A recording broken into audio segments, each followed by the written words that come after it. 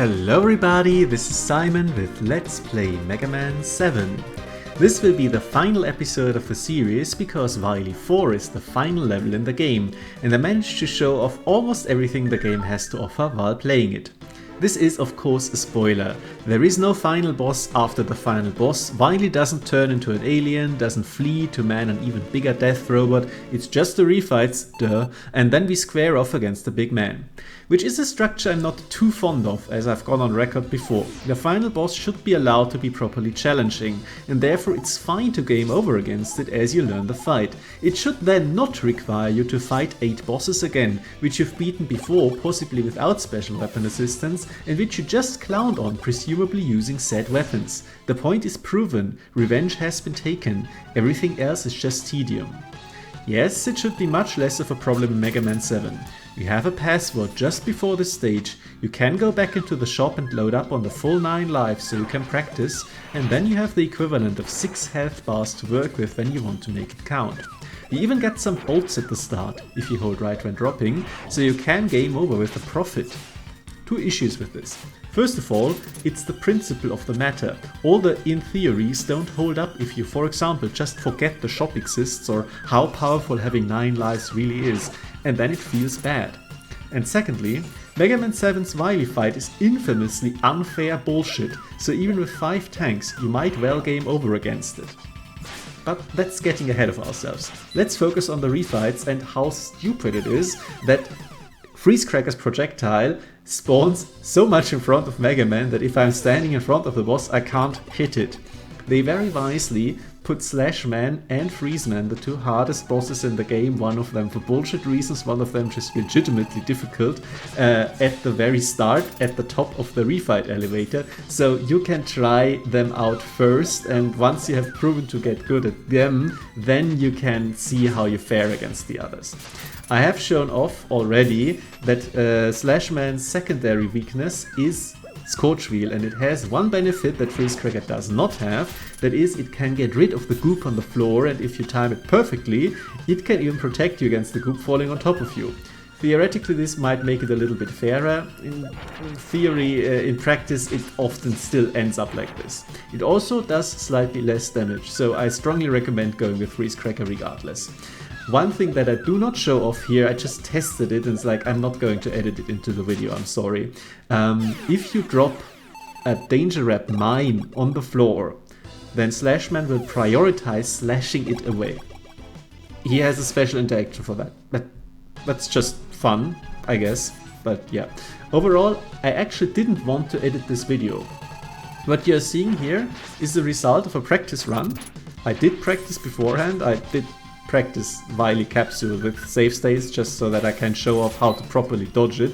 By the way, another fun interaction. Freeze Man heals if you shoot him with the Freeze Cracker, that's cool.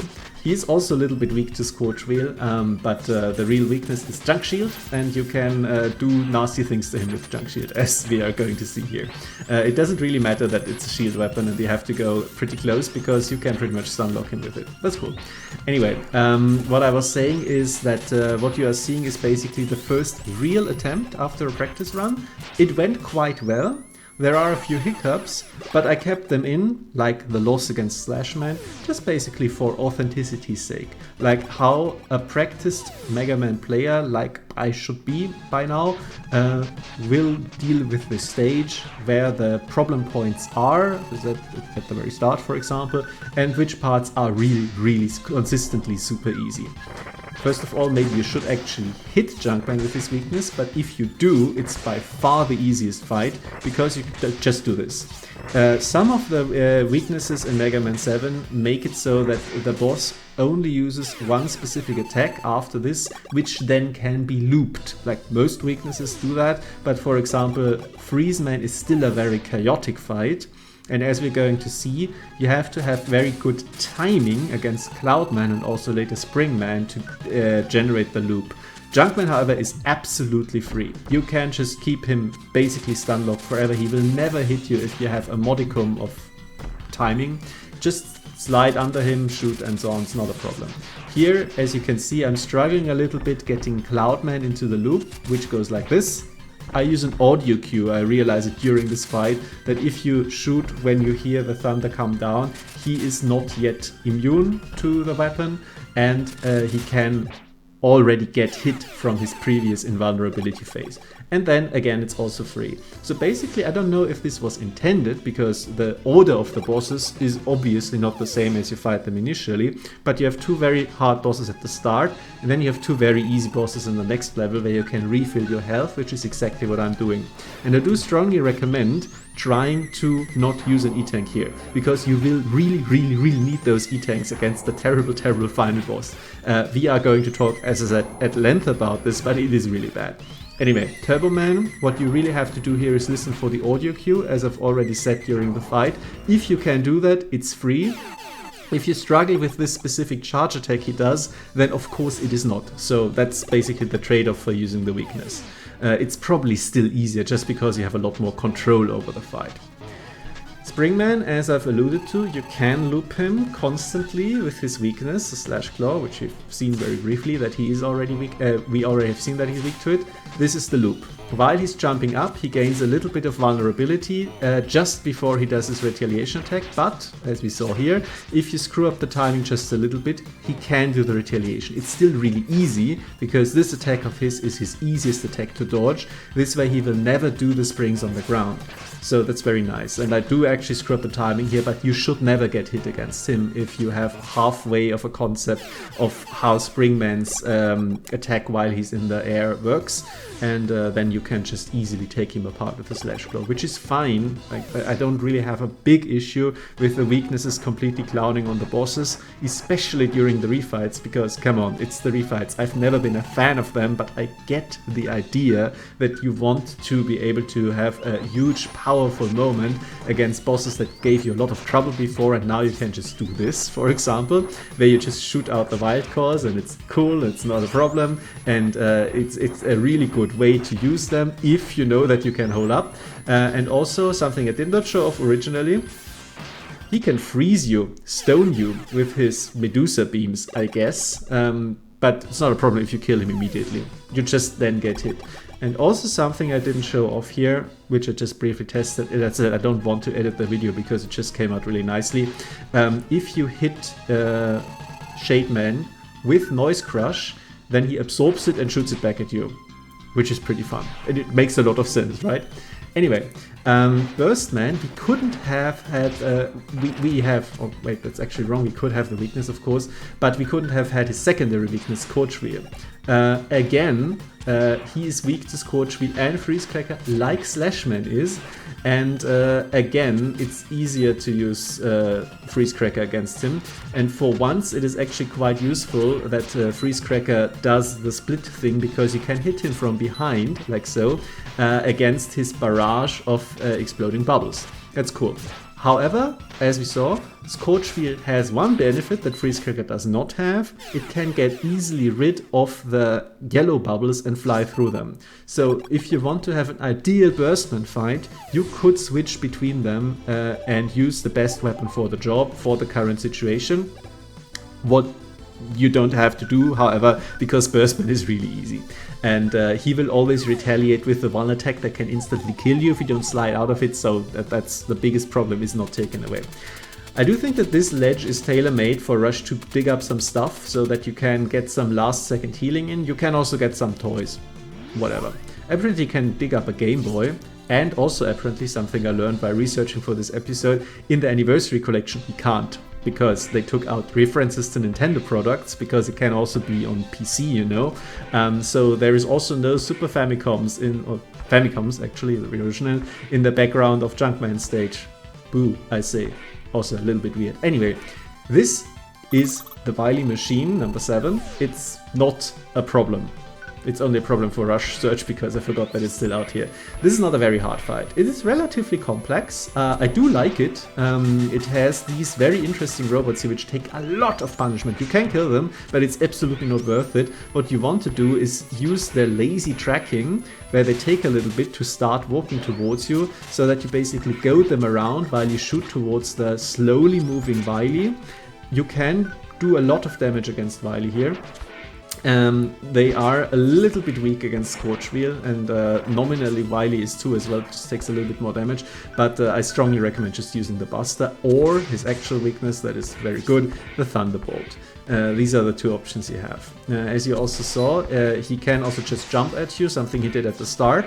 These are the two things he can do, and it's random if he falls down from the left or to the right, so wait for him in the middle. That's basically the fight. It's relatively complex. It has very easy ways to handle each of the situations. This one here is free, of course, but the robots are pretty complex. It's pretty not non-trivial. Sadly, you can't danger wrap them and then put them into Wily. That would be really fun. I'm doing a bit of a terrible job here, but it's not that hard actually to avoid the damage here. And overall, pretty good fight. Not a bad thing at all. We know that this is only the first phase, and I do not mind having a first phase that is okay. You just have to think a little bit, be on your toes. And then we have a second phase that can be a little bit more challenging. This one is not. This is a lot more challenging. It's challenging in a very bad way. I am not going to praise any part of this fight except for a few of the mechanics that are kind of interesting, but as I said, this is infamously bad.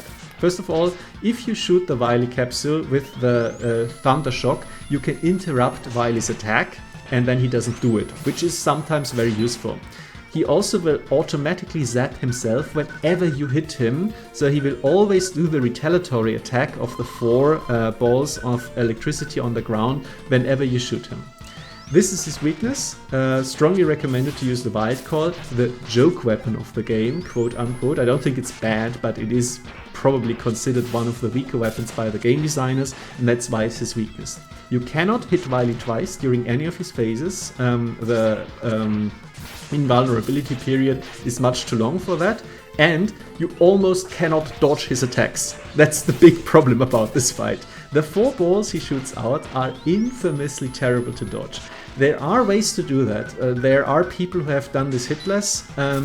They are very, very, very good at the game in a way that I am not, because what you basically have to do here is nothing to do with reflexes. It is all about split-second timing and positioning.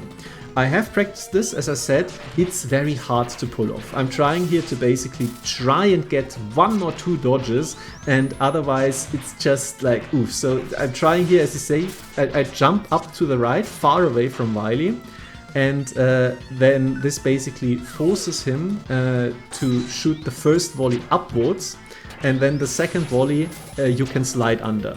But I still flub the timing. Like, it's very, very difficult to do that correctly. You can also use a super adapter, somewhat similar to what I tried here. Didn't work. And then, of course, you have the problem if you get hit by the various colored balls. The fire one deals a lot of damage. The ice one freezes you, so maybe you get hit, if you hit Wily first, by the retaliatory balls. And here, I'm like, oh, I'm going to interrupt this attack, but I didn't. And then I died. And I have already used 2 E-tanks. And this is how you can quite easily lose this entire attempt, including all the refights beforehand, because now I only have virtual 4 health bars and not 6, because I used 2 E-tanks, right? And that's something that can easily happen to you as a casual player as well, and me as an experienced player, because I just miscalculated how much I would actually have still to tank, because the lightning balls do a lot of damage, and you can't go in the menu while you are frozen or burned, by the way. So all of this is just means that I am at a huge disadvantage here.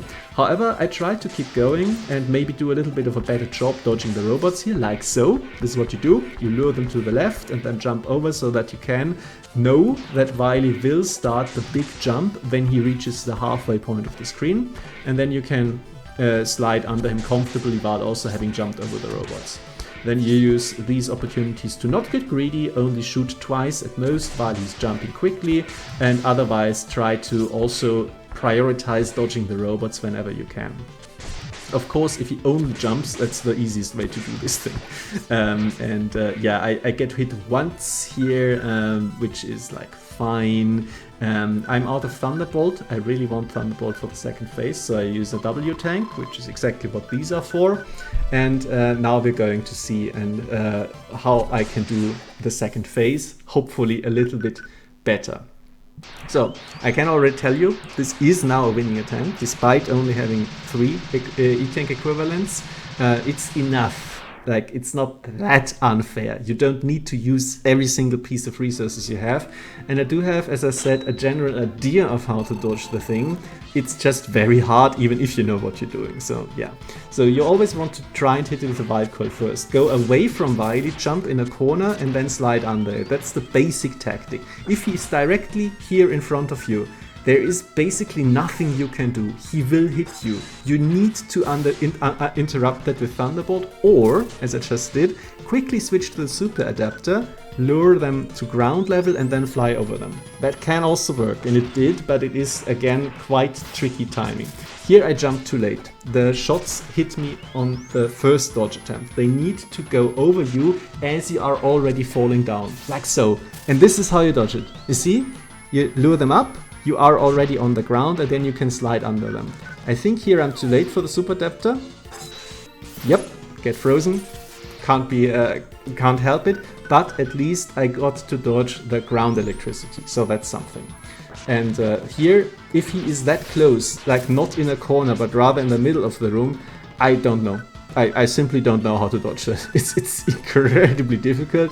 There is probably, again, a way to do it. People who do no-hit runs maybe know it, but it's also possible that they are just like, okay, if he's here, I need to switch to Thunderbolt and interrupt the attack. And I need to do this quickly because, you know, at some point he is going to attack, right? It's like, Here again, I almost do it, but I jump too high, get hit by the first ball. And again, this is why it's so difficult. If he is so close, then the first ball just hits you because he shoots them out so far away. If they were at any way not as far away, spaced as far away, if they flew slower or whatever, it would be much fairer. There are Wily capsules who have a very similar attack pattern and which are not super unfair, but they made this unfair deliberately. Like, there is an interview with, I think, Inafune himself, who was like, hey, what if we make the final boss super hard? And then they did. It's like, okay, this is a great design, guys. Nobody likes this. I am pretty confident that there are 0 defenders for this piece of shit boss, because it's just, it feels impossible to dodge, and if you know exactly what you're doing, it is almost impossible to dodge. As I said, there are ways to do it, but I am not nearly good enough to do them. The only advice I have, if he's here, Thunderbolt him so that you don't get hit. If he is in a corner, Wild Coil, pre-charged, hit him, and then you can try to dodge. If he's here, I don't know, pray. It's like, there is not much you can do. You can lure them to the side with the super adapter. There is a relatively consistent way to dodge him with the super adapter. Like, from this position, for example, you should just look into shooting the super adapter at the right time. There is a short window of opportunity to unscrew a mistake by hitting him. Final dodge, that's great, with the Thunderbolt just in the nick of time. And what you can also do, if all else fails, is Freeze Cracker to finish the job, because that's one weapon that can actually damage him, that will always hit him.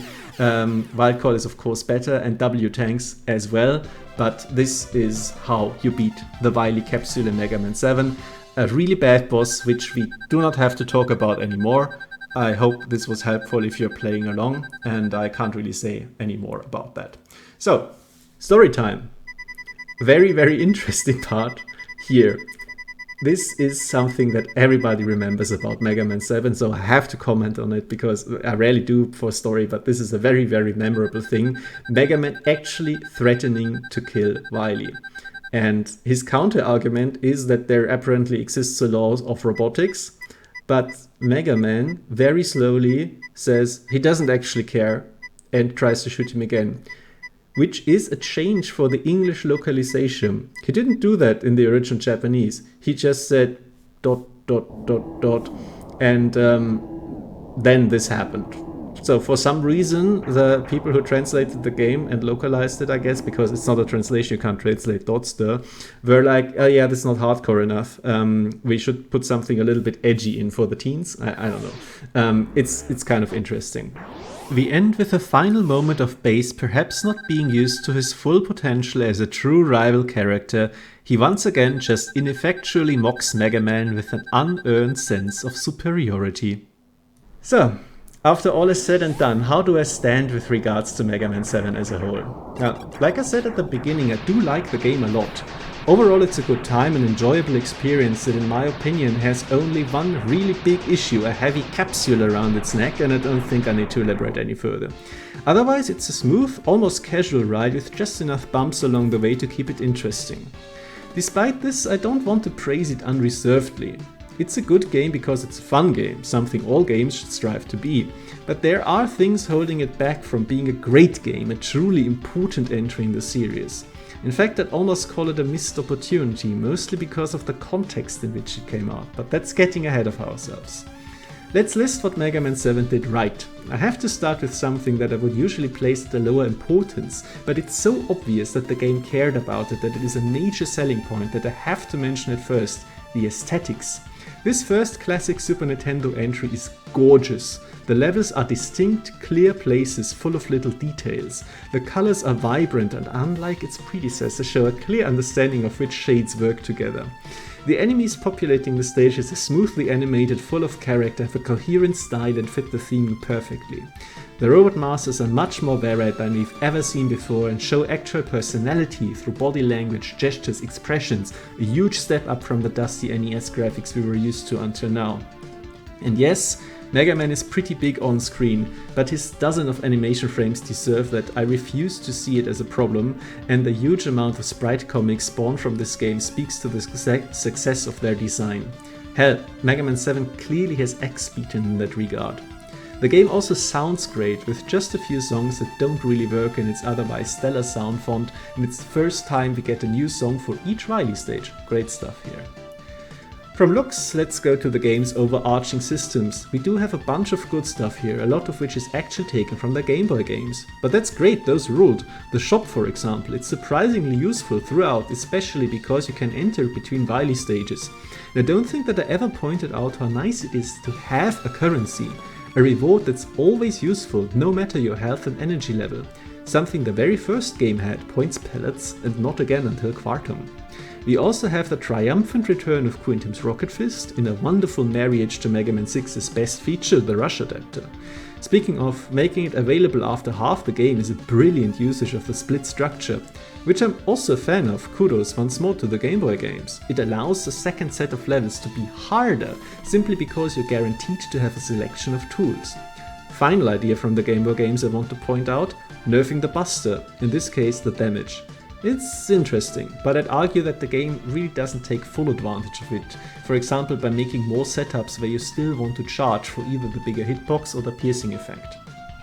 Another thing that has really pushed the envelope is the bevy of upgrade items hidden in the stages.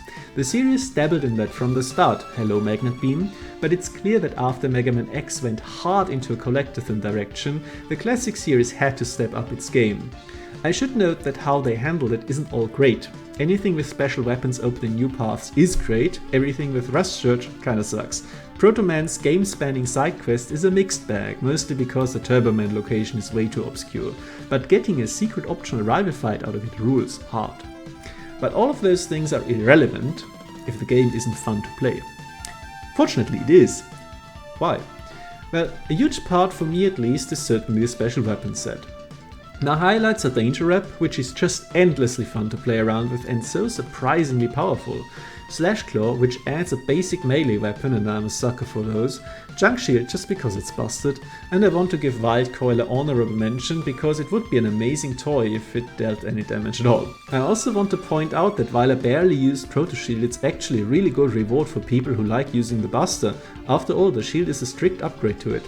I really wish it would help against Wily, however. That would be an amazing incentive to go for it, like Beat in the older games. Another standout feature of the gameplay are the bosses. Again, the game clearly had to step up in response to Mega Man X, and I think it did that admirably, with fights of unprecedented complexity and variety that still work perfectly well in the slower classic style. It only has a few misses, that sadly really hurt. And what about the level design, the thing I usually put front and center? Well, it's a mixed bag. Many individual rooms are great, super well designed from the geometry over the enemy placement to the theming. However, the levels often fail to become a coherent whole, with lots of one-off gimmicks begging for a revisit, a remix, anything to pick up a great idea that never goes anywhere. And not every enemy is placed well, especially in the Wily stages, which are otherwise above average for the series. This is part of the reason for why I said that the game is a missed opportunity. It could have been amazing with just a bit more care put into it. But really the biggest problem is timing. Had Mega Man 7 come out 2 years earlier, maybe directly after X smashed onto the scene and revitalized interest in the series, maybe instead of a kind of underwhelming Mega Man 6 that came out way too late for the NES, 7 could have been a great counterpart for a different audience, a bold aesthetic statement and a clear declaration that the classic series had a place next to the new cool kid on the block. That's just idle musing though. I don't think this is a great tragedy of gaming or anything. I think it's good that this game got made after all, and that it's fun, and that the classic series did not in fact get smothered by X, just overshadowed. Mega Man 7 isn't the most important game in the series, it's not my personal favorite, but I always have a great time with it, and I think a lot of other people do too. I hope even if you never played it yourself, I could convey that. And with that, I thank you all for your attention.